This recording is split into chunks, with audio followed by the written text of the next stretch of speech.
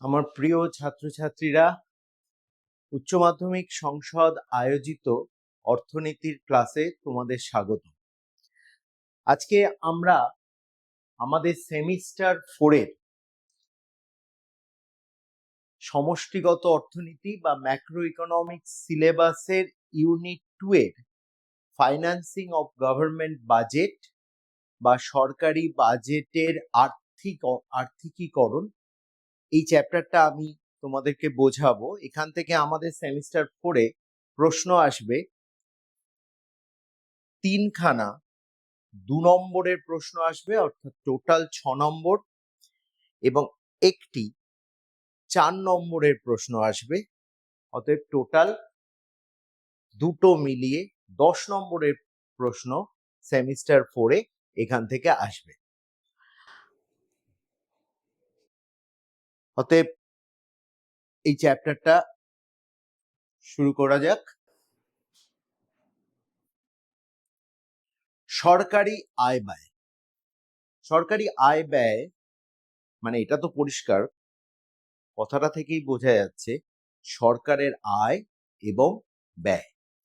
অর্থনীতির একটি বিশেষ শাখা এই সরকারি আয় ব্যয় নিয়ে আলোচনা করে। এবং এখানে একটা কথা বলা দরকার, যদিও আমরা বলি সরকারি আয় ব্যয় বা ইংরেজিতে এটাকে আমরা বলি পাবলিক ফিন্যান্স, সরকার কিন্তু সে অর্থে আয় করে না। অর্থনীতিতে আয় বলতে আমরা সবাই জানি উৎপাদন কার্যে অংশগ্রহণ করার মাধ্যমে যে উপার্জন হয় তাকে আয় বলে। সরকার একদমই যে উৎপাদন কার্যে অংশগ্রহণ করে না সেটা বলা ভুল হবে, কিন্তু সরকারের মূল আয়টা কিন্তু উৎপাদন কার্য থেকে আসে না। তাই বেশিরভাগ ক্ষেত্রে আমরা সরকারের আয় বলতে সরকারের আদায় বা রাজস্বটাকে বুঝি। যাই হোক, এই সরকারি আয় ব্যয়ের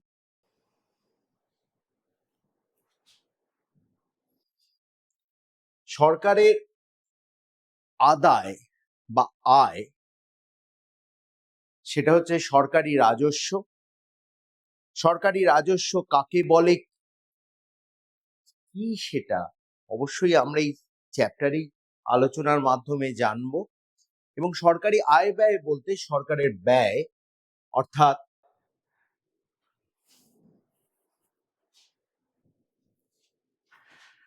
সরকারি ব্যয়, অর্থাৎ সরকারি আয় ব্যয় মানে সরকারের রাজস্ব এবং সরকারি ব্যয়।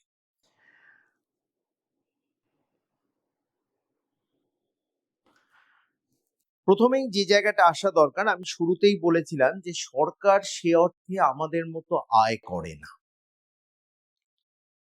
আমরা যখন আয় করি এবং ব্যয় করি সেটাকে এখানে আমরা বলি ব্যক্তিগত আয় ব্যয়।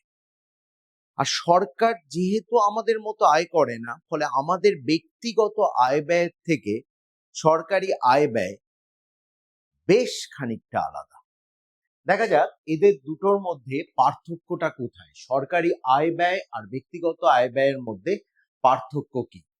প্রথম জায়গা যেটা, ব্যক্তিগত আয় ব্যয়ের ক্ষেত্রে কোনো ব্যক্তিকে আয় বুঝে ব্যয় করতে হয়। যেমন ধরো আমরা বা তোমাদের পিতা মাতা, তাদেরকে আমরা যে টাকাটা আয় করি তার মধ্যে আমাদের ব্যয়টাকে ধরে রাখতে হয়।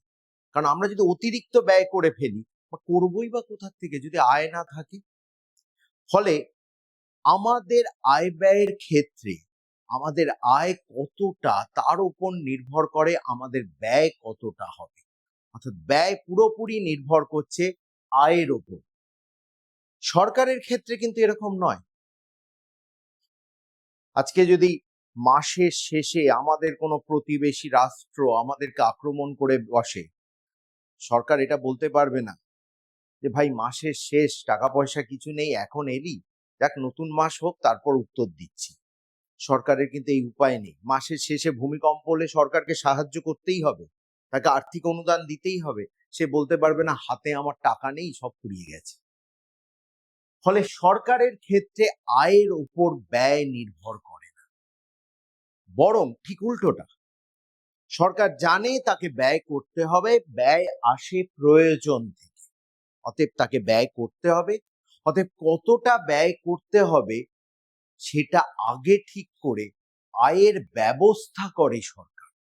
অর্থাৎ সরকার তার আয়ের জায়গাটা তৈরি করে, তার আগে দেখে নেয় তাকে ব্যয় কতটা করতে হবে। যদি দেখে তাকে ১,০০০ কোটি টাকা ব্যয় করতে হবে, তারপর সে দেখে এই ১,০০০ কোটি টাকা সে আয়টা করবে কোথা থেকে। সুতরাং ব্যক্তিগত আয় ব্যয়ের ক্ষেত্রে একজন ব্যক্তি তার আয় বুঝে ব্যয় করে, সরকারের ক্ষেত্রে কিন্তু সে ব্যয় বুঝে আয় করে। ২ নম্বর, ব্যক্তিগত আয় ব্যয়ে ব্যক্তি সঞ্চয় করে। আমরা সঞ্চয় করি। সঞ্চয় মানে কি? আমরা যা আয় করছি তার থেকে কম ব্যয় করি, খরচ করি।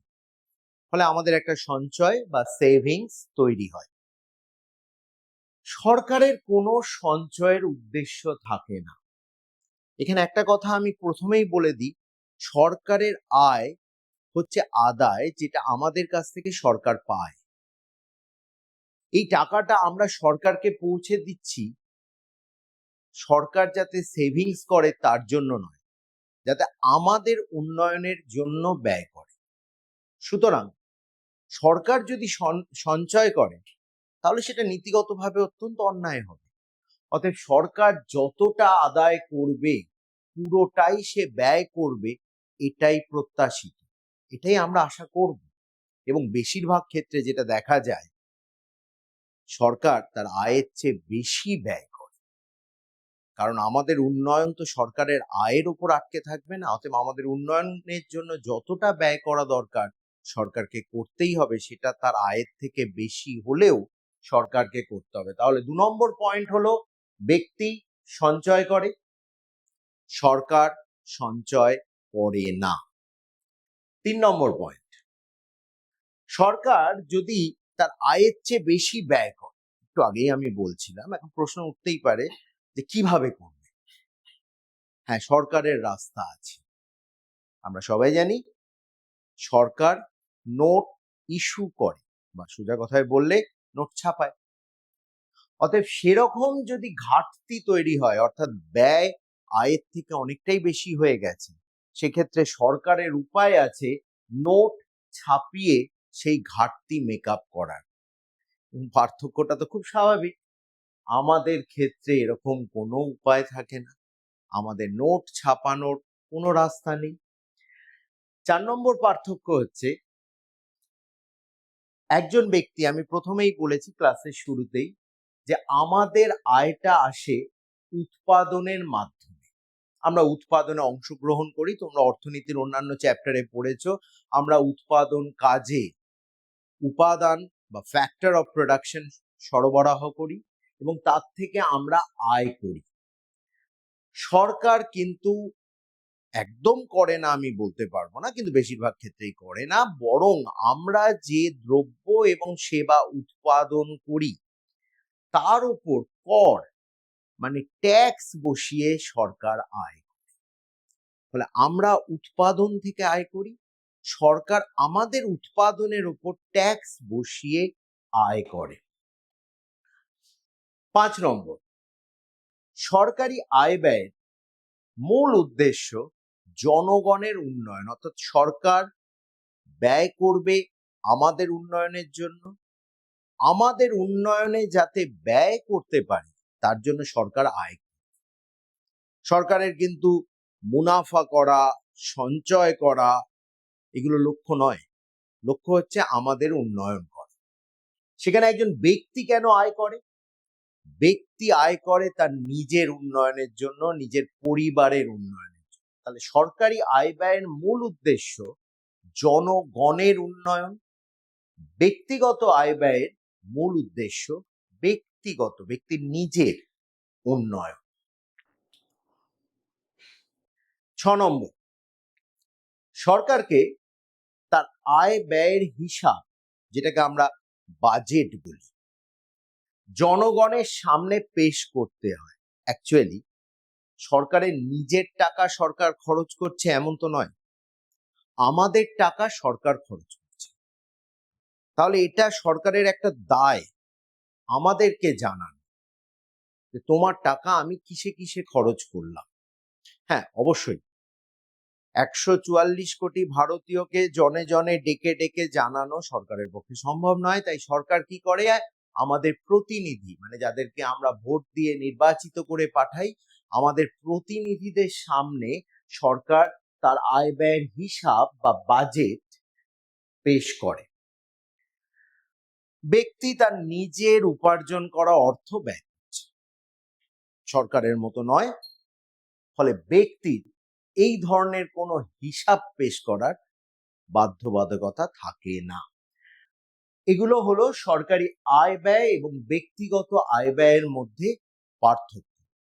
এবার আমরা পরের পয়েন্টে চলে যাই, সরকারি রাজস্বের উৎস। আমরা বারবার বলছি সরকারি আয় বা সরকারি আদায় বা সরকারি রাজস্ব।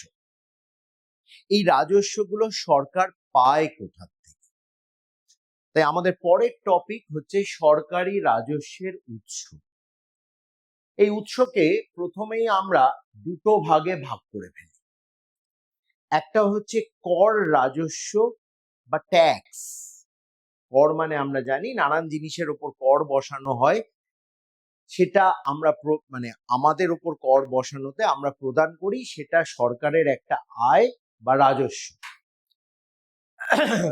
এই কর ছাড়া আরো বেশ কিছু ক্ষেত্র থেকে সরকার রাজস্ব পেয়ে থাকে বা আদায় করে থাকে, সেগুলোকে আমরা বলি অকর বা কর বহির্ভূত রাজস্ব। ইংলিশে বলা হয় নন ট্যাক্স রেভিনিউ। তাহলে সরকারি রাজস্বের মূলত দুটো উৎস, একটা কর রাজস্ব আর একটা অকর বা কর বহির্ভূত রাজস্ব। এবং অবভিয়াসলি এদের মধ্যে সব থেকে প্রধান হচ্ছে কর রাজস্ব, কারণ সরকার যদি 100 টাকা আয় করে থাকে তার 90 টাকাই আসে ট্যাক্স থেকে। তাহলে আমরা প্রথমেই সরকারের মূল রাজস্বের যে উৎস সেটাকে নিয়ে আলোচনা করি, অর্থাৎ কর রাজস্ব। কর রাজস্বর ক্ষেত্রে একদম প্রথমেই প্রশ্নটা আসে, কর কাকে বলে? যদিও আমরা জানি কর কাকে বলে, তাও যদি সংজ্ঞা দিতে হয়, দুটো বিষয় করের ক্ষেত্রে আমাদের উল্লেখ করা প্রয়োজন। প্রথম হচ্ছে, কর হচ্ছে একটা বাধ্যতামূলক প্রদান, যেটা তোমায় দিতেই হবে। আমার ওপর যদি ইনকাম ট্যাক্স বসানো হয়, সেটা যদি আমি না দিই তাহলে আইনত আমি অপরাধ করব। তাই ট্যাক্সকে আইনত বাধ্যতামূলক প্রদান বা লিগ্যাল অব্লিগেশন বলা হয়। তার মানে ট্যাক্স না দেওয়া সোজা কথায় ইললিগাল। কর একটা বাধ্যতামূলক প্রদান, তোমাকে দিতেই হবে। 2 নম্বর পয়েন্ট, কোনো প্রত্যক্ষ প্রতিদানের প্রত্যাশা না করে। আমি কর দিই, আমি প্রচুর কর দিই সরকারকে, তার মানে আমার বাড়ির সামনের রাস্তাটা সরকার ঝকঝকে তকতকে রাখবে এরকম কোনো গ্যারেন্টি নেই। রাখতেও পারে, নাও রাখতে পারে। অর্থাৎ তুমি কর দিলেই তার প্রতিদান কিছু পাবে এরকম কোনো গ্যারেন্টি নেই। অর্থাৎ কর হচ্ছে এমন একটা বাধ্যতামূলক প্রদান যেটা আমরা দিই প্রত্যক্ষ প্রতিদানের প্রত্যাশা না করে। So tax is a compulsory payment without expectation of any direct return. একে বলে কর। এবার কর বিষয়টাকে বোঝার জন্য কয়েকটা কনসেপচুয়াল জায়গা আমরা আলোচনা করব বা বুঝে নেব। তার মধ্যে প্রথমটাই হচ্ছে কর হার। কর হার হচ্ছে সাধারণত আয়করের ক্ষেত্রেই এটা প্রযোজ্য হয়, যে একজন ব্যক্তির আয় এবং তার কর দুটোর যদি আমরা অনুপাত বের করি, মানে তার আয়ের কত অংশ সে কর হিসাবে প্রদান করছে, সেটাকে আমরা বলি কর হার। যেমন ধর, কোনো ব্যক্তির আয় 10,000 টাকা এবং তাকে আয়কর দিতে হয় 1000 টাকা, তাহলে 1000 ভাগ 10,000 মানে 1/10 বা শতাংশের হিসাবে 10%, অর্থাৎ কর হার হলো 10%। তাহলে কর হার হচ্ছে করের পরিমাণ আর আয়ের পরিমাণের অনুপাত, বা আয়ের কতটা শতাংশ কর হিসাবে প্রদান করা হচ্ছে। কর আর অনুযায়ী, কর হার অনুযায়ী আমরা করকে 3টে ভাগে ভাগ করে থাকি। প্রথম হচ্ছে প্রগতিশীল কর ব্যবস্থা, 2 নম্বর সমানুপাতিক কর ব্যবস্থা এবং 3 নম্বর অধোগতিশীল কর ব্যবস্থা। কর হার কিরকম, বা সোজা কথায় আয় বৃদ্ধির সাথে সাথে করের হার কিভাবে পরিবর্তিত হচ্ছে তার উপর ভিত্তি করে কর ব্যবস্থাকে এই 3টে ভাগে ভাগ করা হয়। প্রগতিশীল কর ব্যবস্থা, ইংরেজিতে প্রোগ্রেসিভ ট্যাক্সেশন, সমানুপাতিক কর ব্যবস্থা, ইংরেজিতে প্রপোর্শনাল ট্যাক্সেশন, এবং অধোগতিশীল কর ব্যবস্থা, ইংরেজিতে রিগ্রেসিভ ট্যাক্সেশন।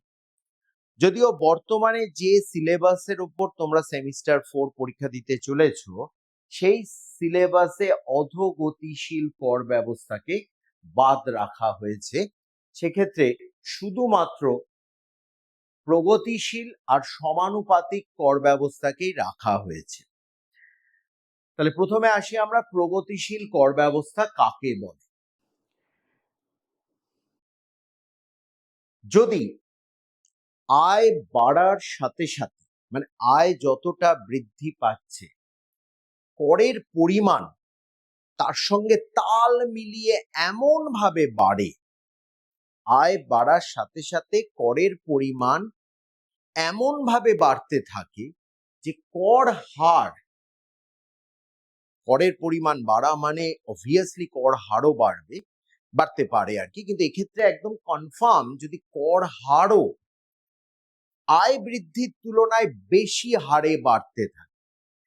সোজা কথায় বলতে গেলে আয় যদি দ্বিগুণ হয়, কর যদি দ্বিগুণেরও বেশি হয়, তখন আমরা তাকে বলি প্রগতিশীল কর ব্যবস্থা। অর্থাৎ আয় যে হারে বৃদ্ধি পাচ্ছে, কর হার যদি তার থেকে বেশি হারে বৃদ্ধি পায়, তখন তাকে বলা হয় প্রগতিশীল কর ব্যবস্থা। একটা উদাহরণ নেওয়া হয়েছে, যেমন ধরা যাক 10,000 টাকা আয়ে করের পরিমাণ 100 টাকা, 1 লক্ষ টাকা আয়ে করের পরিমাণ 2,000 টাকা, 10 লক্ষ টাকা আয়ে করের পরিমাণ 30,000 টাকা। যদি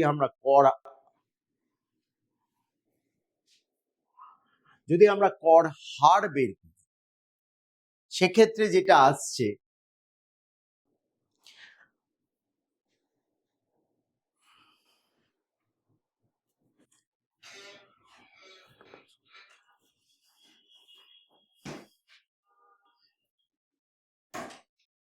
সুতরাং 10,000 টাকায় 100 টাকা কর, 1 লক্ষ টাকায় 2,000 টাকা কর এবং 10 লক্ষ টাকায় 30,000 টাকা কর।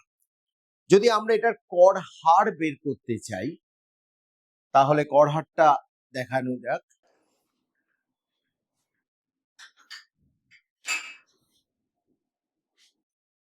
$1,000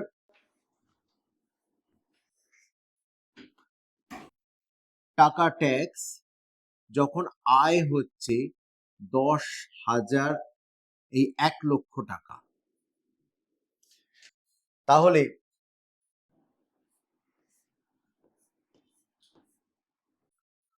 একের 100 মানে কর হার হচ্ছে 1%।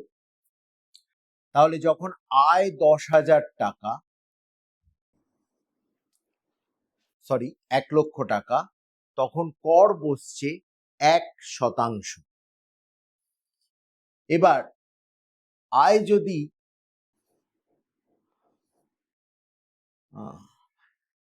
আবার পজ করো, তাহলে এবার যদি এই ক্ষেত্রে আমরা কর হার গুলোকে বের করি,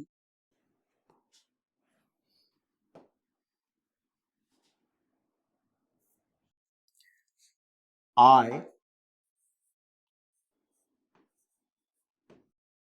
10,000, 1 লক্ষ এবং 10 লক্ষ। সেক্ষেত্রে কর বসছে 10,000-এ 1,000 টাকা, 1 লক্ষতে 2,000 টাকা, আর 10 লক্ষতে 30,000 টাকা। সরি,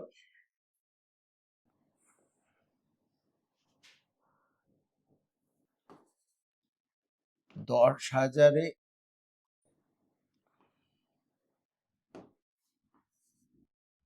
100 টাকা, আবার ভুল করলাম,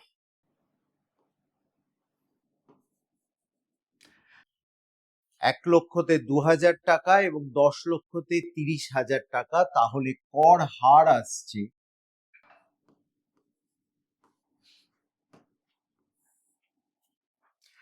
যখন 10,000 টাকায় কর 100 টাকা, কর হার হবে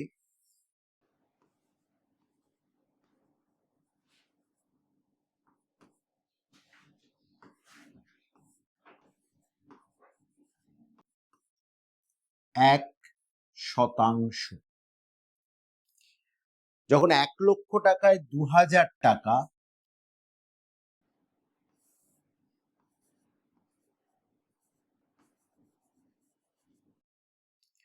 তখন কর হার হচ্ছে 2/100, মানে 2%।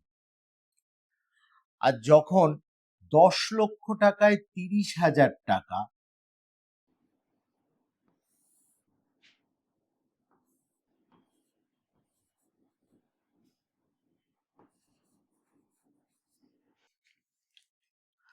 তখন কর হার হবে 3/100,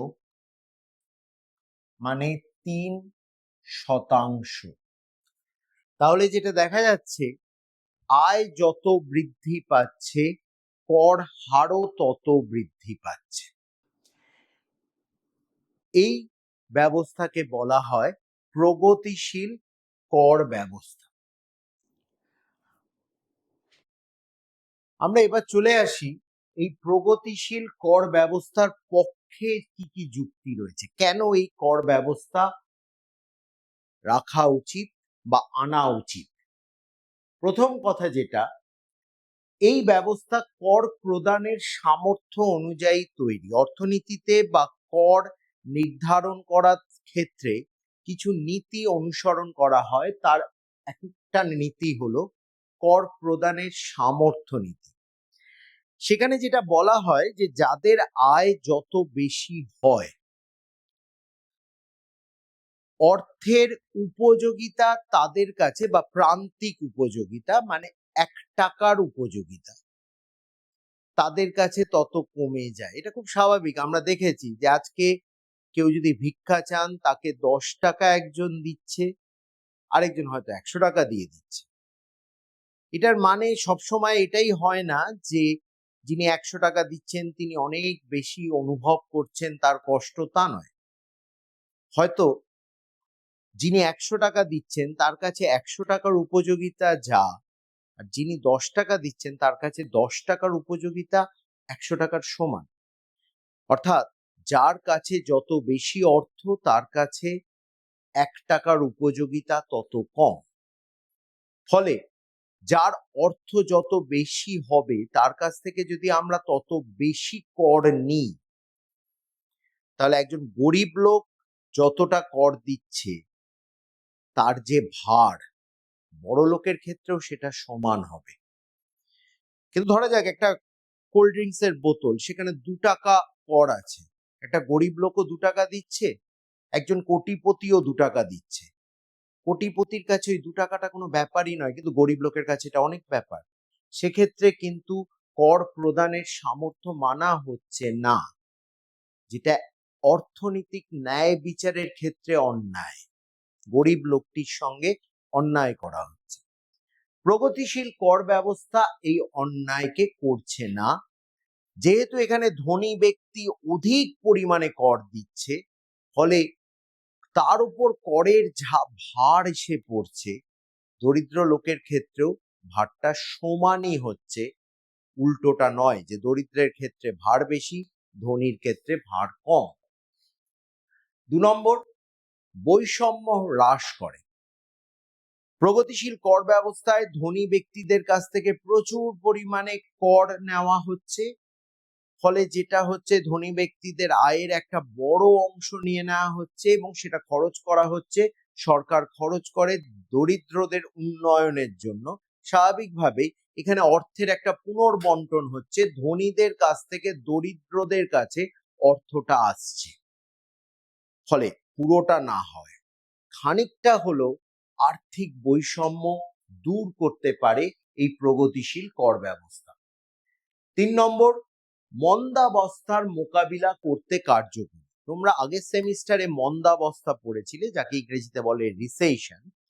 রিসেশন বা মন্দাবস্থার প্রধান কারণই হচ্ছে চাহিদার অভাব।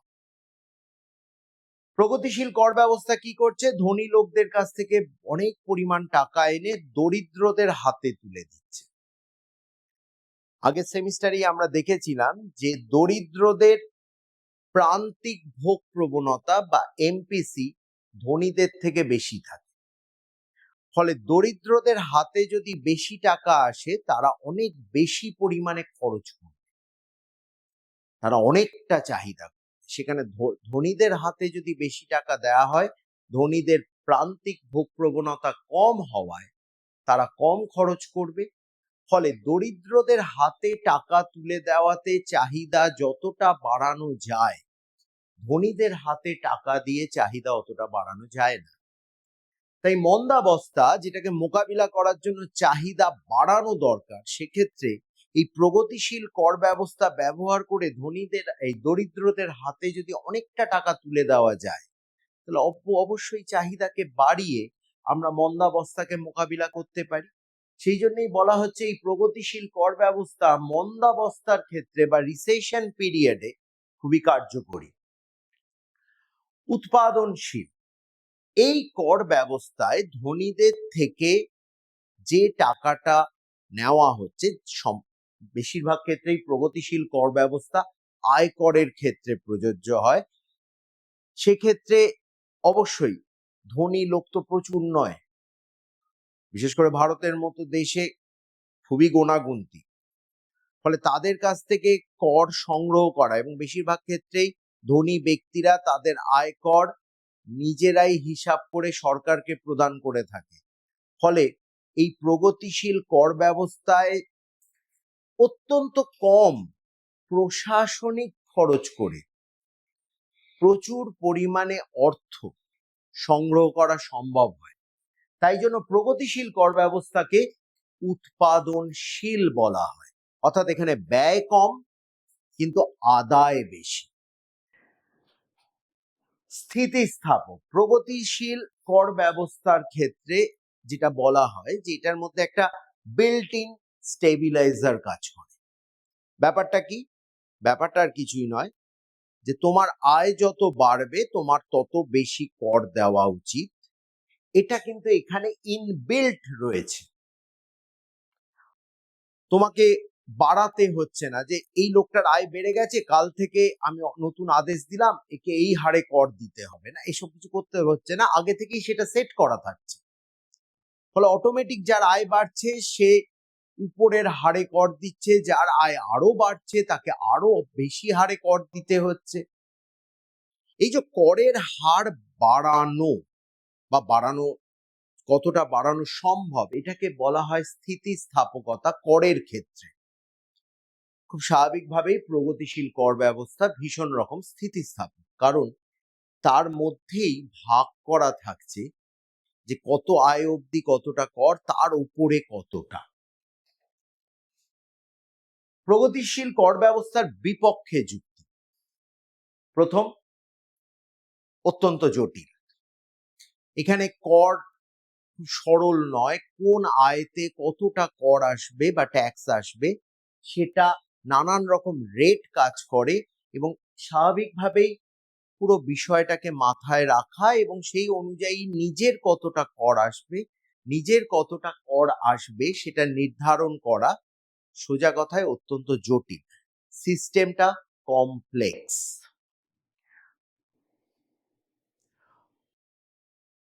প্রগতিশীল কর ব্যবস্থার ক্ষেত্রে ধনী ব্যক্তিদের মানে যার আয় যত বেশি তাকে তত বেশি কর প্রদান করতে হয়। অনেক সময় এটা বলা হয় যে যে লোক অধিক আয় বা উৎপাদন করছে, কারণ আমরা জানি উৎপাদন থেকেই আয়, প্রগতিশীল কর ব্যবস্থা তাকে শাস্তি দেওয়া। কারণ অবভিয়াসলি যে লোক অধিক আয় করছে বা অধিক উৎপাদন করছে দেশের জন্য তার কন্ট্রিবিউশনটা অনেক বেশি। আমরা জানি শিল্পপতিরা প্রচুর আয় করে, কিন্তু তারা তার সঙ্গে প্রচুর কর্মসংস্থানও সৃষ্টি করে, দেশের জিডিপি বৃদ্ধিতে সাহায্য করে। কিন্তু এই কর ব্যবস্থা যদি অত্যন্ত চড়া হারে কাজ করে তাহলে খুব স্বাভাবিকভাবেই এই শিল্পপতিরা তাদের আয় বাড়াতে নিরুৎসাহ বোধ করবে।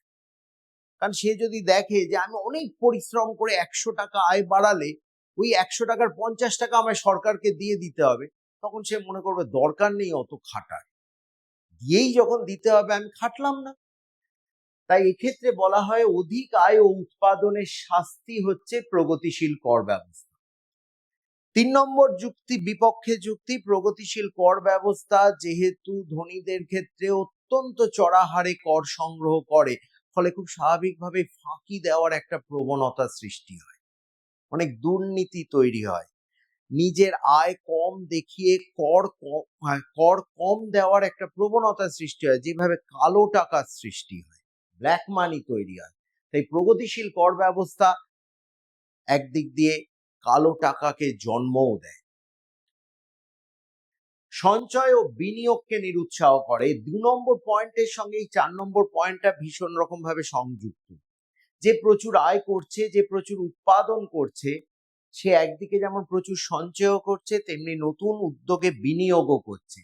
অতএব চড়া হারে কর যদি একে নিরুৎসাহ করে তাহলে স্বাভাবিকভাবেই তার সঞ্চয় ও বিনিয়োগকেও নিরুৎসাহ করবে। এবং আমরা জানি একটা দেশের প্রোডাকশন পোটেনশিয়াল বা উৎপাদন করার ক্ষমতা পুরোপুরি নির্ভর করে এই বিনিয়োগের উপর, আর বিনিয়োগ নির্ভর করে সঞ্চয়ের উপর। অতএব অধিক আয় যদি লোকে না করে তাহলে সঞ্চয় কম হবে, সঞ্চয় কম হলে বিনিয়োগ কম হবে, বিনিয়োগ কম হলে স্বাভাবিকভাবেই দেশটার উৎপাদন করার ক্ষমতা কমে যাবে। এবার চলে আসি আমরা দ্বিতীয় কর ব্যবস্থা, যেটা হচ্ছে সমানুপাতিক কর ব্যবস্থা। সমানুপাতিক কর ব্যবস্থার ক্ষেত্রে আয় বৃদ্ধি পেলেও আয় বৃদ্ধি পেলে কর বাড়ে না এটা কিন্তু নয়, আয় বৃদ্ধি পাওয়ার সাথে সাথে কর বাড়ে, করের পরিমাণ বাড়ে, কিন্তু কর হার সব ক্ষেত্রে এক থেকে যায়। প্রগতিশীলে যেটা হচ্ছিল কর হারটাই বেড়ে যাচ্ছিল, এক্ষেত্রে কিন্তু কর হার বাড়ে না, কর হার একই থেকে যায়। যেমন এই উদাহরণটা দেখা যেতে পারে যে যেখানে 10,000 টাকা আয় সেখানে করের পরিমাণ 100 টাকা, তার মানে এখানে কর হার হচ্ছে 100 ভাগ 10,000 মানে 1%। 1 লক্ষর ক্ষেত্রে করের পরিমাণ 1,000 টাকা, আবার যদি 1,000কে আমরা 1 লক্ষ দিয়ে ভাগ করি তাহলে চলে আসছে 1-এর 100, মানে আবার কর হার 1%। 10 লক্ষ টাকা ইনকামে আয়ের ক্ষেত্রে করের পরিমাণ 10,000 টাকা, অর্থাৎ 10,000কে যদি 10 লক্ষ দিয়ে ভাগ করা হয় তাহলে কর হার সেই 1%। আয় বাড়ছে, করের পরিমাণও বাড়ছে, কিন্তু এমন ভাবে বাড়ছে যে সব ক্ষেত্রেই কর হার 1%ই হচ্ছে, তার মানে কর হারের কোনো পরিবর্তন হচ্ছে না। এই রকম কর ব্যবস্থাকে সমানুপাতিক কর ব্যবস্থা বলা হয়। এই সমানুপাতিক কর ব্যবস্থার পক্ষে অবশ্যই কিছু যুক্তি আছে। প্রথম কথা, যেটা প্রগতিশীল কর ব্যবস্থার ক্ষেত্রে বলা হয় যে ধনী লোকদের উচ্চ আয় করার শাস্তি, সেটা এক্ষেত্রে সেটা বলা যায় না। তবে হ্যাঁ, এক্ষেত্রেও ধনী লোকদের অতিরিক্ত বেশি কর দিতে হয়, কিন্তু সেটা একটা প্রগতিশীল কর ব্যবস্থায় যতটা চড়া হারে দিতে হচ্ছে তার থেকে কম। অতএব আমরা বলতে পারি হ্যাঁ, শাস্তি বটে, তবে অতটা খারাপ শাস্তি নয়। 2 নম্বর, সবার ক্ষেত্রে সম পরিমাণ না হোক, সম হারে কর নেওয়া হচ্ছে। দরিদ্র যে হারে কর দিচ্ছে, ধনীও সেই হারেই কর দিচ্ছে।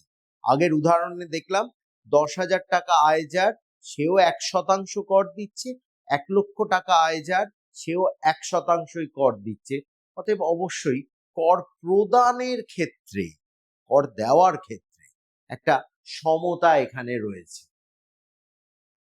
যেহেতু এখানে কর হার একটাই, 1%, এমন নয় যে এত অব্দি আয় অব্দি 1%, তারপরে 2%, তারপরে 3%, এরকম ব্যাপার নয়। যেহেতু একটাই হার এখানে 1%, তাই এই ব্যবস্থাকে আমরা সরল কর প্রদান ব্যবস্থা বলতে পারি। অবশ্যই এটা আবার একইভাবে যেহেতু উচ্চ আয়কে নিরুৎসাহ করছে না, অতএব সঞ্চয় এবং বিনিয়োগকেও নিরুৎসাহ করবে না সমানুপাতিক কর ব্যবস্থা। এবার চলে আসি সমানুপাতিক কর ব্যবস্থার বিপক্ষে যুক্তি। প্রথমত, কর প্রদানের সামর্থ্য মানে না, যেটা একদম প্রথমেই আমরা প্রগতিশীল কর ব্যবস্থার পক্ষে যুক্তিতে বলেছিলাম যে যে যত ধনী তার তত বেশি হারে কর দেওয়ার ক্ষমতা থাকে। এক্ষেত্রে ধনীর ক্ষেত্রে করের পরিমাণটা বাড়ছে বটে, কিন্তু ধনীর টাকার উপযোগিতা যেভাবে কমে যায় অধিক অর্থ আসায়, সেই হারে কিন্তু করটা বাড়ে না। ফলে কর প্রদানের সামর্থ্য সম্পূর্ণভাবে মেনে চলছে, সমানুপাতিক করের ক্ষেত্রে সেটা বলা যায় না।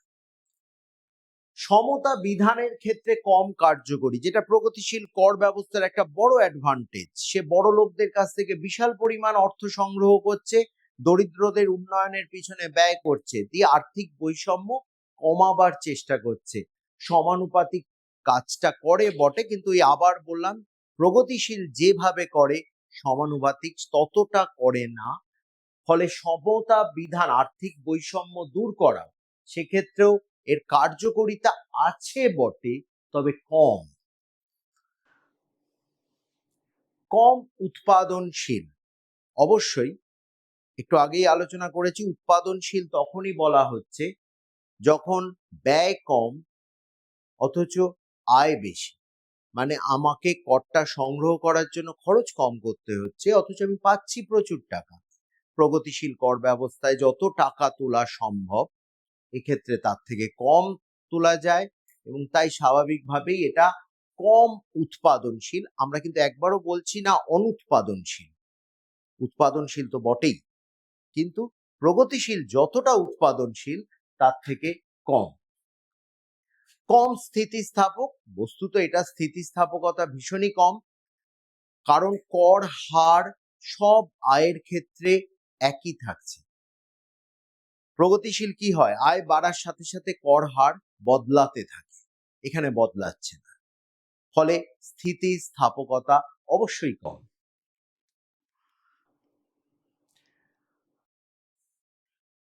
এবার দুটো কর সম্বন্ধীয় ভিন্ন ধারণা নিয়ে তোমাদেরকে আমরা একটু জানাবো, তার উপর ভিত্তি করে আমরা করের আবার একটা শ্রেণী বিভাগ দেখব। প্রথম হচ্ছে কর ঘাত। কর ঘাত ব্যাপারটা কি? ধরা যাক আজকে আমার উপর 10,000 টাকা একটা আয়কর বসানো হলো। এই 10,000 টাকা আয়কর যখন আমার উপর বসানো হলো, এই জিনিসটাকে করের ভাষাতে, টার্মিনোলজিতে বলা হয় কর ঘাত বা ইম্প্যাক্ট অফ ট্যাক্স। দ্বিতীয় টার্মিনোলজি যেটা, সেটা হচ্ছে কর সঞ্চাল। ব্যাপারটা কি, আমার ওপর 10,000 টাকা কর বসানো হয়েছে, আয়কর। আমি কি করলাম, আমার পরিচিত 10 জন লোককে জোগাড় করলাম। এই 10 জন লোকের কাছ থেকে ছল ছুতোয় নানান ভাবে বা কারোর কাছে চেয়ে, কাউকে ভয় দেখিয়ে প্রত্যেককেই আমি রাজি করালাম যে আমাকে 1,000 টাকা করে তোমরা দেবে। তার মানে যেটা দাঁড়ালো, আমার ঘাড়ে যে 10,000 টাকার করটা চেপেছিল সেটাকে আমি 10খানা টুকরো করলাম, এক একটা টুকরো 1,000 টাকার, এবং 10 জন আমার পরিচিত প্রত্যেকের ঘাড়ে একটা করে টুকরো চাপিয়ে দিলাম। তার মানে আমার করটা আমি এদের ঘাড়ে চাপালাম। এটাকে বলে কর সঞ্চালন।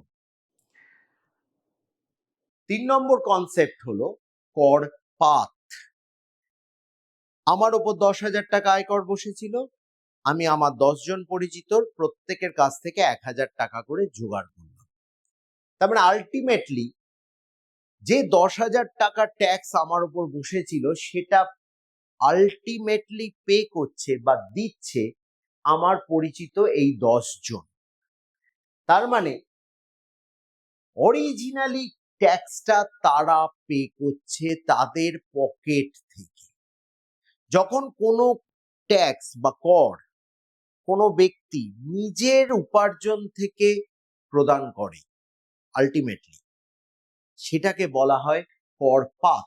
তার মানে আমার উপর যে 10,000 টাকা কর বসেছিল বা কর ঘাত হয়েছিল, সেই করটার করপাত হলো এই 10 জন ব্যক্তির ওপর। তার মানে এই 10,000 টাকা কর আলটিমেটলি এদের পকেট থেকে বেরোলো। তাহলে কর ঘাত হচ্ছে, পুরো বিষয়টাকে যদি এবার আমরা সংক্ষিপ্ত করে নিই, যখন কারুর ওপর কর বসানো হয় সেটাকে বলা হয় কর ঘাত। সে যখন সেই করের টাকাটা অন্য কারুর কাছ থেকে জোগাড় করে, মানে সোজা কথায় করটা আরেকজনের ঘাড়ে চাপিয়ে দেয়, সেটাকে বলা হয় কর সঞ্চালন। যার ঘাড়ে চাপালো সে যদি তার নিজের পকেট থেকে করটা পে করে, মানে ট্যাক্সটা দেয়, তাহলে যে নিজের পকেট থেকে ট্যাক্সটা দিচ্ছে তার উপর করপাত হয়েছে বলা হয়। এই হচ্ছে করের 3টে প্রসেস: কর ঘাত, কর সঞ্চালন এবং করপাত। এই 3টে প্রসেসের ওপর বেস করেও আমরা করের শ্রেণী বিভাগ করে থাকি।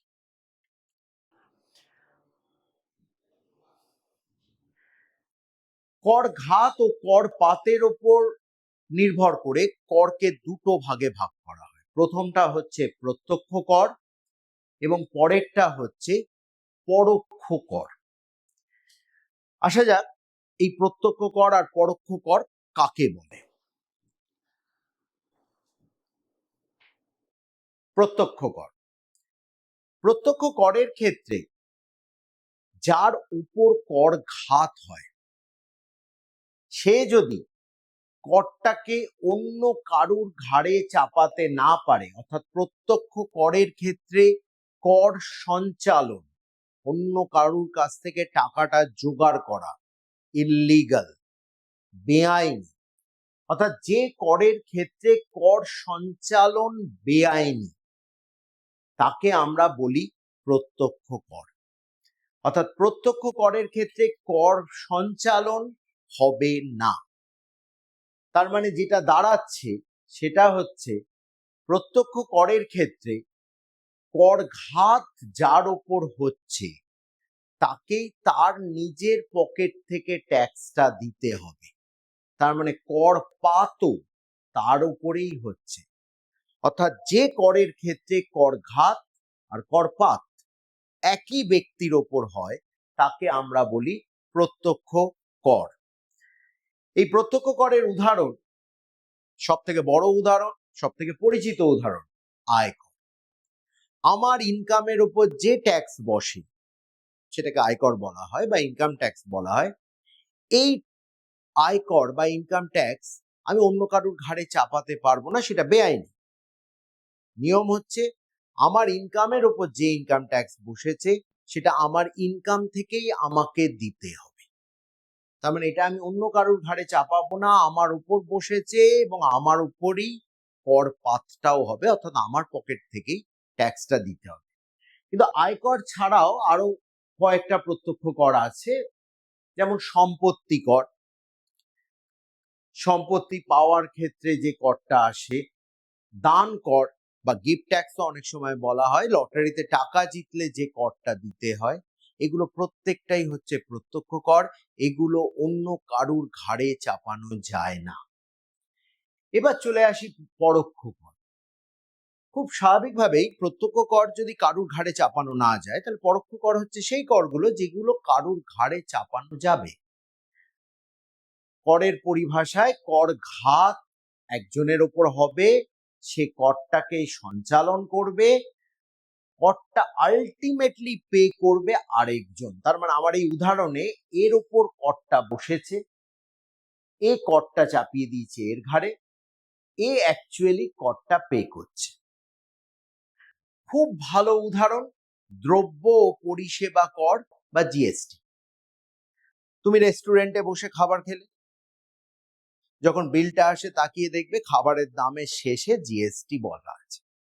জিএসটিটা অ্যাকচুয়ালি বসেছে কার ওপর? রেস্টুরেন্টের উপর বসেছে, রেস্টুরেন্টের খাবারের উপর বসেছে। সে কি করলো? বিলের সঙ্গে টাকাটা জুড়ে দিল। পয়সাটা দিল কে? তুমি দিলে। তার মানে রেস্টুরেন্টের ওপর কর ঘাত হয়েছিল, সে বিলের সঙ্গে জুড়ে দিল, আলটিমেটলি তোমাকে পে করতে হচ্ছে। এই জাতীয় করকে বলে পরোক্ষ কর। এর সব থেকে ভালো উদাহরণ হচ্ছে জিএসটি বা দ্রব্য পরিষেবা কর। এছাড়াও আরো কয়েকটা আছে, আবগারি শুল্ক। আবগারি শুল্ক বা যেটা ইংরেজিতে বলে এক্সাইজ ডিউটি, ওষুধের ওপর, সিগারেট বা নানান রকম নেশা দ্রব্যের ওপর এই জাতীয় কর আরোপ করা হয়। এটাও একটা পরোক্ষ কর। যেমন ধরো কোনো ওষুধের উপর একটা আবগারি শুল্ক বসেছে, তার মানে শুল্কটা বসেছে কার ওপর? ওষুধ কোম্পানির ওপর। সে কি করছে? দামের মধ্যে ওটাকে ধরে নিচ্ছে, তার মানে সঞ্চালন হচ্ছে। আলটিমেটলি করটা দিচ্ছে কে? যে কিনেছে সে। তার মানে কর ঘাত ওষুধ কোম্পানির হলো, কর পাত হলো রোগীর ওপর। রোগী আলটিমেটলি করটা পে করছে। এবার চলে আসি প্রত্যক্ষ করের পক্ষে যুক্তি, বা বলতে পারা যায় প্রত্যক্ষ করের সুবিধা কি। প্রথমত, কর প্রদানের ক্ষমতা অনুযায়ী ধার্য হয়। আয়কর, সম্পত্তি কর এগুলো আমাদের দেশে অন্তত প্রগতিশীল অথবা সমানুপাতিক। প্রগতিশীল ভীষণভাবে কর প্রদানের সামর্থ্য অনুযায়ী চলে, সমানুপাতিক খানিকটা হলেও চলে।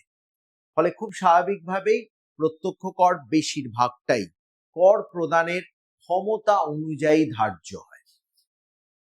প্রগতিশীল কর ব্যবস্থার সুবিধা এটাই, যেহেতু প্রত্যক্ষ করগুলো প্রগতিশীল কর ব্যবস্থার মধ্যে চলে আসে, যেমন আয়কর, সমতা বিধান করে, বড় লোকদের কাছ থেকে বেশি টাকা সংগ্রহ করে, গরিবদের কাছ থেকে কম টাকা সংগ্রহ করে, বা বড় লোকদের কাছ থেকে যে বিশাল টাকাটা সংগ্রহ হচ্ছে সেটা গরিবদের পিছনে ব্যয় করা হচ্ছে, ফলে আয়ের বৈষম্য দূর হতে সাহায্য করে। 3 নম্বর পয়েন্ট, প্রত্যক্ষ কর মানে আয়কর। আমাদের মতো দেশে, ভারত, যেখানে বেশিরভাগ লোকই দরিদ্র বা মধ্যবিত্ত, সেখানে প্রত্যক্ষ কর যেমন আয়কর বা সম্পত্তি কর এগুলো প্রদান করার লোক খুব বেশি হয় না। এবং যে একবার বড় লোক হয়েছে সে রাতারাতি আবার গরিব হয়ে যাবে না, যে পরের দিন আবার বড় লোক হয়ে যাবে, এরকম না। যে বড় লোক সে বড় লোকই থাকে। ফলে সরকারের ক্ষেত্রে এটা খুব সুবিধার জায়গা। সে জানে mister A, mister B, mister C আমাকে ট্যাক্স দেবে। মিস্টার এ গত বছর আমাকে এত টাকা দিয়েছিল, এবছর অত টাকা দেবে বা তার থেকে বেশি দেবে, কমলে সামান্য কমবে, কারণ রাতারাতি তো সে গরিব হয়ে যাবে না। ফলে যারা ট্যাক্স দিচ্ছে তারা কত ট্যাক্স দিতে পারে এবং তার টোটালটা কত হবে সরকার খুব নিশ্চিতভাবে একটা এস্টিমেট করে ফেলতে পারে। তার জন্য প্রত্যক্ষ করের ক্ষেত্রে আদায় কত হবে এটা খুব গ্যারেন্টেড। কিন্তু অন্যদিকে পরোক্ষ কর, জিএসটি ভাবো, লোক যদি জিনিস কেনে, রেস্টুরেন্টে বসে খায়, তবেই সরকার পাবে, না খেলে সরকারের কাছে কোনো গ্যারেন্টি নেই যে খাবেই। নাগরিক চেতনার উন্মেষ ঘটায়। অ্যাকচুয়াল ব্যাপারটা হচ্ছে প্রত্যক্ষ করটা মানে আয়কর, আমরা আয়করের উদাহরণটা ধরলেই বিষয়টা ভালো বুঝতে পারা যায়, যে আমি কত টাকা আয় করেছি হিসাব করতে হচ্ছে, সেই আয়তে কত টাকা কর হবে নিজেকেই হিসাব করতে হচ্ছে, সেই কর গুনে আমাকে সরকারের কাছে দিয়ে আসতে হচ্ছে। ভয় একটাই, না দিলে সেটা বেআইনি কাজ হয়ে যাবে, আমার শাস্তি হবে। তার মানে আমি কত টাকা দিচ্ছি সেটা আমাকে গুনে হাতে করে দিয়ে আসতে হচ্ছে। অবশ্যই নিজের উপার্জন করা টাকা আমি দিয়ে আসছি, পরিবর্তে কিন্তু আমি কিছু পাবো না, কারণ কর হচ্ছে প্রত্যক্ষ, কোনো প্রতিদান নেই। অবশ্যই খুব পীড়াদায়ক, যেটা ইংরেজিতে বলে পিঞ্চিং। খুব স্বাভাবিকভাবেই এরকম একটা পিঞ্চিং ট্যাক্স সিস্টেম যেটা আমাকে কষ্ট দিচ্ছে, আমি একটু খেয়াল রাখবো না যে আমার টাকাটা যেটা আমি সরকারকে দিলাম সেটা সরকার নষ্ট করে ফেলবে না তো? আমার কষ্ট করে আয় করা টাকা, তার মানে আমার কষ্টার্জিত উপার্জন সরকার যদি নয়-ছয় করে অবশ্যই আমি প্রতিবাদ করব। সরকার যদি দুর্নীতি করে অবশ্যই আমি প্রতিবাদ করব, কারণ আমার টাকা তুমি নষ্ট করছো, তোমার টাকা নয়। স্বাভাবিকভাবে এই নাগরিক চেতনা, যে সরকারকে দেওয়া টাকা সরকার সঠিকভাবে ব্যবহার করছে কিনা দেখা, এই নাগরিক চেতনা প্রত্যক্ষ কর গড়ে তোলে। অন্যদিকে প্রত্যক্ষ করের বিপক্ষে যুক্তি,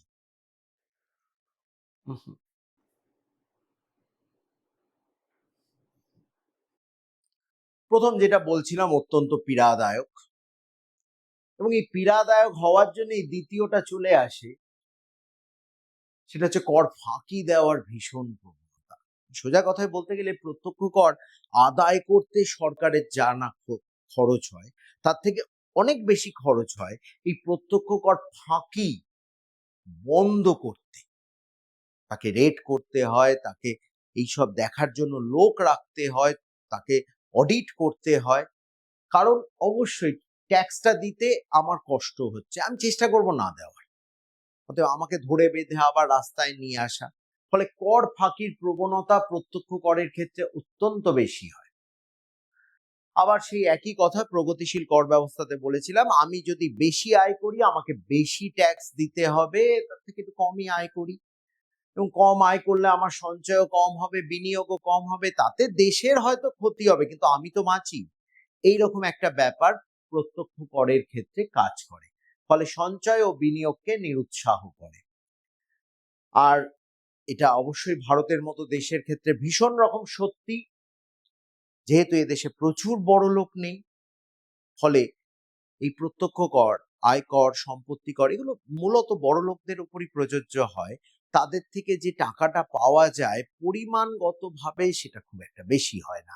মানে সরকার চলার জন্য যত টাকা দরকার তার খুব বড় অংশ যে প্রত্যক্ষ কর থেকে আসে একদমই নয়, স্বল্প রাজস্ব। এবার চলে আসি পরোক্ষ করে। পরোক্ষ করের পক্ষে যুক্তি, রাজস্বের প্রধান উদ্দেশ্য, একদম প্রত্যক্ষ কর যেখানে শেষ করলাম সেখান থেকে এটা শুরু করতে পারি, যে আমার কাছে গুটি কতক বড় লোক আছে, তাদের থেকে আমি ইনকাম ট্যাক্স নিচ্ছি, খুব অল্প টাকা পাচ্ছি, কিন্তু আমার দেশে 144 কোটি লোক আছে, তারা যদি দৈনিক 1 কিলো চালও কেনে এবং সেই 1 কিলো চালের উপর আমি যদি 1 টাকা করে ট্যাক্স রাখি, তাহলে দৈনিক 144 কোটি টাকা আমার রাজস্ব চলে আসবে। পরোক্ষ কর প্রচুর ট্যাক্স দেয়, প্রচুর রাজস্ব সৃষ্টি করে, যার জন্য পরোক্ষ করের অনেক খারাপ দিক আছে। তাও প্রত্যেকটা দেশের প্রত্যেকটা সরকার এই কর ব্যবস্থার উপর নির্ভরশীল, কারণ এই কর ব্যবস্থা সব থেকে বেশি আয় সৃষ্টি করে। 2 নম্বর, আয়করের ক্ষেত্রে আমার উপর যখন ইনকাম ট্যাক্স বসছে আমি দিতে বাধ্য, না দিলে আইনত ব্যবস্থা হবে আমার। পরোক্ষ কর কিন্তু তা নয়, কোকো কলার বোতলের উপর 2 টাকা যদি ট্যাক্স থাকে, আমি যদি ওই বোতলটা না খাই আমাকে ট্যাক্স দিতে হবে না, ফলে বাধ্যতামূলক নয়। 3 নম্বর, প্রদানের সুবিধা। একটু আগেই বলছিলাম আয়কর আমাকে নিজে হিসাব করে গুনে গেথে সরকারকে দিয়ে আসতে হয়। পরোক্ষ কর আমি জিনিসপত্র কিনছি, সরকার তার ট্যাক্স পেয়ে যাচ্ছে, আমাকে ভাবতেও হচ্ছে না, ফলে প্রদানের ক্ষেত্রে ভীষণই সুবিধা, এবং সেখান থেকেই চলে আসছে কম পীড়াদায়ক। আমরা বেশিরভাগ মানুষ আমরা জানতেও পারি না আমরা কত টাকা পরোক্ষ কর দিয়েছি, কোথায় কোন জিনিসের দামের মধ্যে ক টাকা ট্যাক্স আছে কেউ তো খেয়ালই করে না। এবার যেহেতু জানতে পারি না, হয়তো এরকম হতেই পারে যে আমি আয়কর যা দিই তার থেকে অনেক বেশি জিএসটি দিই বছরে, কিন্তু আমি যেহেতু জিএসটিটা জানি না, ফলে আমার কাছে খুব বেশি পীড়াও দেয় না, ফলে পরোক্ষ কর কম পীড়াদায়ক। সরকারের ক্ষেত্রেও আদায়ে সুবিধা। দোকানদাররা জিনিসপত্র বিক্রি করছে, তার দামের মধ্যে ট্যাক্স আছে, দোকানদাররা সরকারকে পৌঁছে দিচ্ছে, সরকারকে পিছন পিছন ঘুরে ট্যাক্স আদায় করতে হচ্ছে না। কর ফাঁকির সুযোগ এক্ষেত্রে কম, যদিও একদম নেই এটা কিন্তু বলা যায় না। যে ব্যক্তিটি দ্রব্যটি কিনছে তার দামের মধ্যে করটা আছে, সে জানতেও পারছে না বেশিরভাগ ক্ষেত্রে, ফলে কর চলে যাচ্ছে, তাই ফাঁকির সুযোগ কম। কিন্তু যে লোকটি দ্রব্যটা বিক্রি করছে সে ফাঁকি করতে পারে, সেটা আলাদা প্রসঙ্গ, কিন্তু অবশ্যই আয়করে যেরকম যে কর দিচ্ছে সেই ফাঁকি দেওয়ার চেষ্টা করে, এক্ষেত্রে সেই সম্ভাবনাটা অনেকটাই কম। সামাজিক কল্যাণ, কিছু দ্রব্য আছে স্বাভাবিকভাবে নেশা দ্রব্য, যেগুলো লোকেরা বেশি পরিমাণে ব্যবহার করুক তা সামাজিকভাবে ঠিক নয়।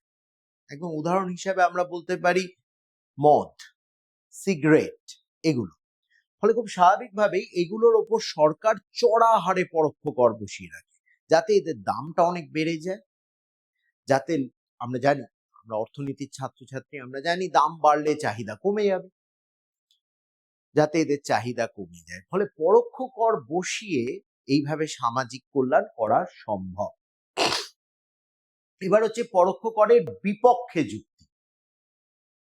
প্রথম হচ্ছে অধোগতিশীল। অধোগতিশীল কর ব্যবস্থা আমাদের সিলেবাসে নেই বলে আমরা এটা নিয়ে আলোচনা করিনি, কিন্তু এই প্রসঙ্গে একটু ছোট্ট করে আলোচনা করে নিতে হচ্ছে। প্রগতিশীলের ক্ষেত্রে আয় বাড়লে কর হার বাড়ে, সমানুপাতিকের ক্ষেত্রে আয় বাড়লেও কর হার একই থাকে। অধোগতিশীল হচ্ছে যার আয় যত বেশি তাকে তত কম পার্সেন্টেজে কর দিতে হবে। যেমন আমি একটা বলি যে একটা জিনিসের উপর 2 টাকা জিএসটি আছে, যে লোকটার আয় 1000 টাকা সেও 2 টাকাই দিচ্ছে, যে লোকটার আয় 10,000 টাকা সেও 2 টাকাই দিচ্ছে। অবভিয়াসলি যে লোকটার আয় 10,000 টাকা সে তার আয়ের খুব সামান্য অংশ, শতাংশ কর হিসাবে দিচ্ছে। যে লোকটার আয় 1000 টাকা সে অন্তত 10,000 টাকার আয়ের চেয়ে বেশি কর, শতাংশের হিসাবে বেশি কর দিচ্ছে। তার মানে অধোগতিশীল কর ব্যবস্থায় আয় যার যত কম তার উপর কর হার তত বাড়তে থাকে, তাই জন্য এটাকে অধোগতিশীল বলে। পরোক্ষ কর একদম একটা অধোগতিশীল কর ব্যবস্থা, যা অর্থনৈতিক ন্যায় বিচারে কখনোই সমর্থনযোগ্য নয়।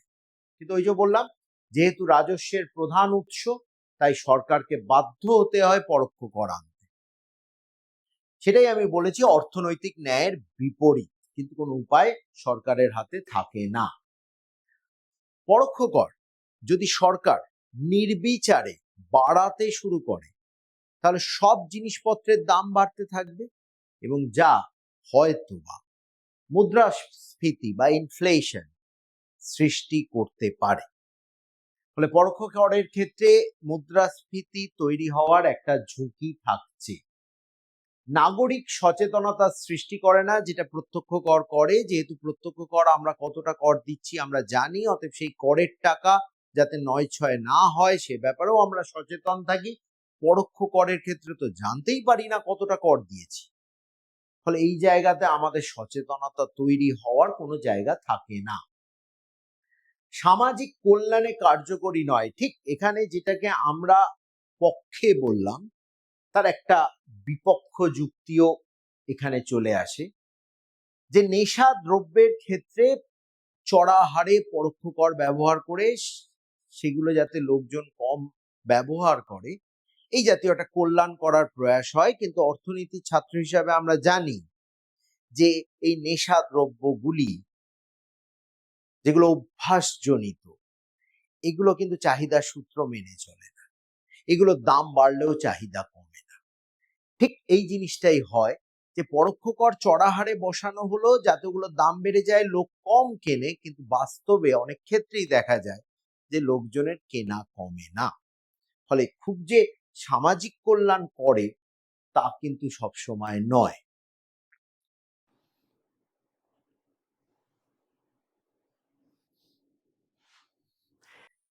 এবার আমরা এই কর ব্যবস্থাটা নিয়ে একটু আলোচনা করব। পণ্য ও পরিষেবা কর, এটা একটা পরোক্ষ কর, এবং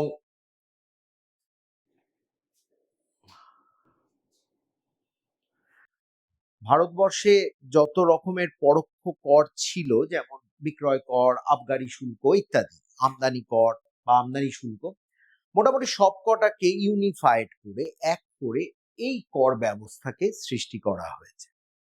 পণ্য ও পরিষেবা কর আমাদের সিলেবাসে এটার কনসেপ্টটাই শুধু আছে, অতএব আমরা জিনিসটা বোঝার চেষ্টা করব যে এই পণ্য ও পরিষেবা কর কিভাবে লাগু হয় বা কিভাবে কাজ করে।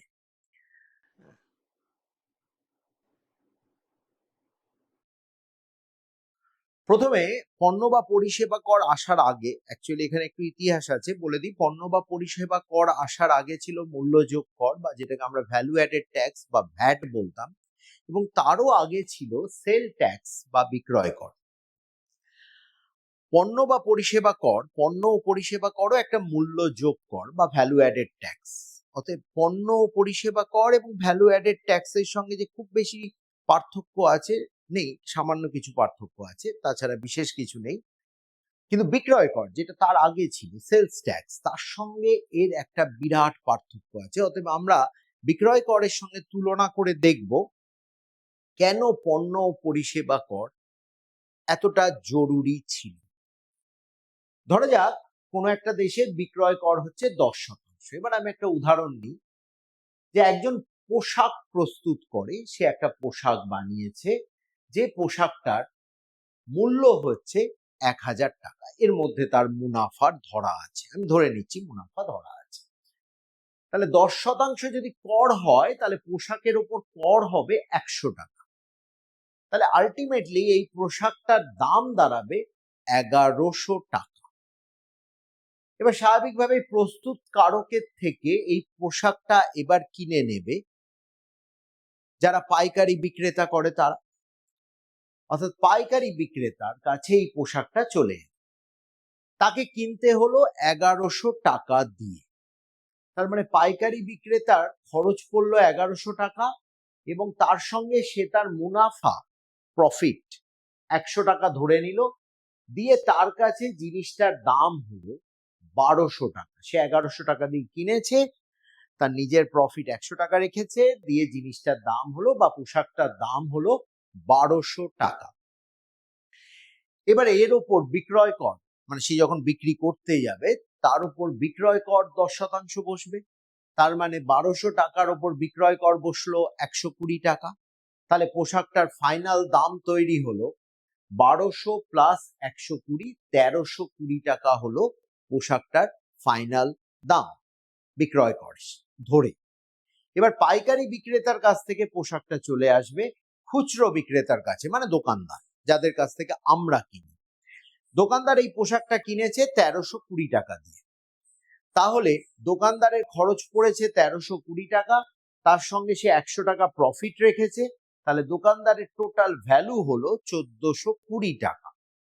এই 1420 টাকার ওপর এবার ট্যাক্স বসবে, ট্যাক্সটা 10%, তার মানে 142 টাকা ট্যাক্স বসে গেল। তাহলে পোশাকটার ফাইনাল দাম যেটা হলো 1562 টাকা, এই দামটা দিয়ে ভোক্তা পোশাকটা কিনবে। তাহলে এখানে একটা হিসাব করা যাক যে অ্যাকচুয়ালি এর মধ্যে কত টাকা কর আছে। প্রথম কথা, প্রস্তুতকারকের মূল্য ছিল 1000 টাকা, তার উপর পাইকারি বিক্রেতা 100 টাকা প্রফিট ধরলো, 1000 প্লাস 100 1100। তার উপর খুচরো বিক্রেতা আবার 100 টাকা প্রফিট ধরলো, তাহলে 1000 1100 1200। তাহলে পোশাকটার অ্যাকচুয়াল মূল্য যেটা দাঁড়াচ্ছে 1200 টাকা, কিন্তু পোশাকটা বিক্রি হলো কতই? 1562 টাকা। তার মানে 362 টাকা সরকারের ট্যাক্স হলো এই সিস্টেমে। সেটা এদিক থেকেও হিসাব করা যায়। এখানে 142 টাকা ট্যাক্স, এখানে 120 টাকা ট্যাক্স, ওখানে 100 টাকা ট্যাক্স, এই তিনটে ট্যাক্সকে অ্যাড করলে 362 টাকা চলে আসছে। তাহলে বিক্রয় করের ক্ষেত্রে আমাদের ট্যাক্স হলো 362 টাকা। এবার চলে আসি পণ্য ও পরিষেবা করের ক্ষেত্রে। আমরা ধরে নিচ্ছি জিএসটি বা পণ্য পরিষেবা কর 10%। তাহলে প্রস্তুতকারক 1000 টাকা পোশাকটার দাম রেখেছে, এর মধ্যে অবশ্যই ওর মুনাফা ধরা আছে। জিএসটি 10%, 100 টাকা। তাহলে প্রস্তুতকারক এই পোশাকটা বিক্রি করবে 1100 টাকায়। কিনবে কে? কিনবে পাইকারি বিক্রেতা। পাইকারি বিক্রেতা এটাকে 1100 টাকা দিয়ে কিনছে বটেই, কিন্তু এখানে এই জিএসটির একটা অদ্ভুত সিস্টেম কাজ করে, যেটাকে আমরা ট্যাক্স ক্রেডিট বা ইনপুট ক্রেডিট বলি। জিএসটি এই পাইকারি বিক্রেতা সে যখন এই পোশাকটা কিনছে 1100 টাকায়, তার মধ্যে কিন্তু 100 টাকা জিএসটি আছে। এই জিএসটিটা সরকার ওকে ফেরত দিয়ে দেবে। তার মানে সরকার ওকে 100 টাকা ফেরত দিয়ে দিবে।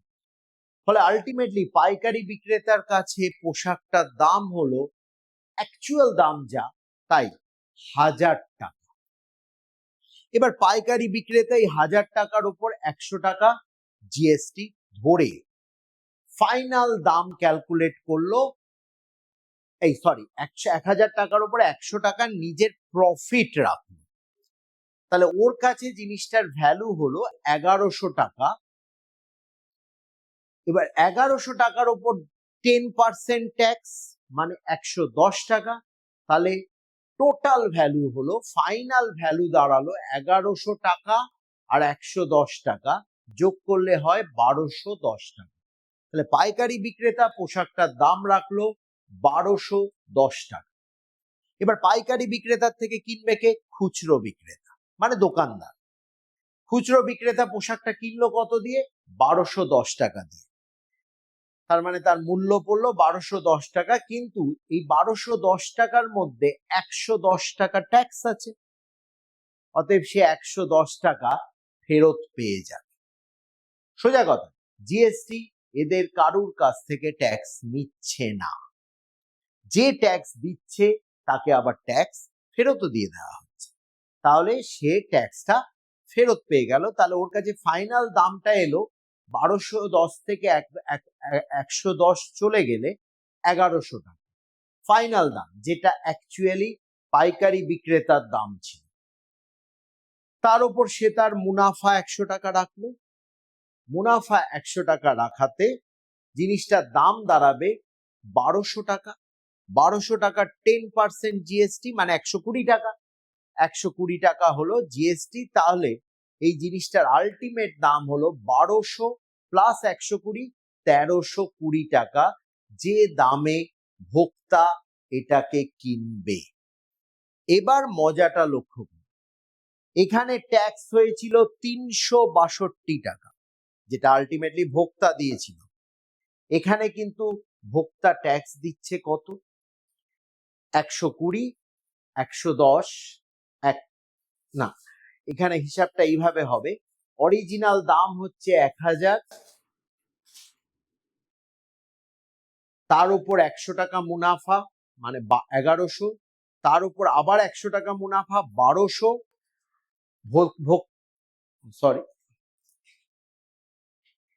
ভোক্তা দিচ্ছে 1200 টাকা, যেটা অ্যাকচুয়াল দাম, ভোক্তা সেখানে দিচ্ছে 1320 টাকা।